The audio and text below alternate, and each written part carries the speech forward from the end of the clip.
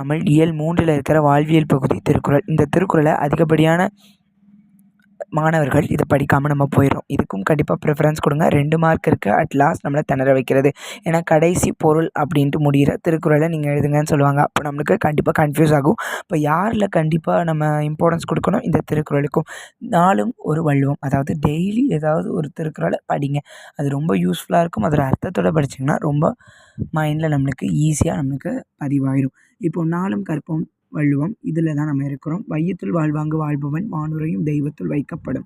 அதாவது உலகத்தில் வாழ வேண்டிய அறநெறியிலின்றி வாழுகின்றவர் வானுலகத்தில் உள்ள தெய்வத்துக்கு இணையாக மதிக்கப்படுவர். இதில் என்ன சொல்லியிருக்கிறாங்கன்னா, உலகத்தில் அறநெறியோட, அதாவது நேர்மையோட நம்ம வாழ்ந்தோம் அப்படின்னா அவங்க யாருக்கு சமமாக இருக்கிறாங்களாம்? வானுலகத்தில் இருக்கிற தெய்வத்துக்கு சமம். அவங்க மனிதனாக இருந்தாலும் அவங்க தெய்வத்துக்கு சமம் அப்படின்னு சொல்கிறாங்க.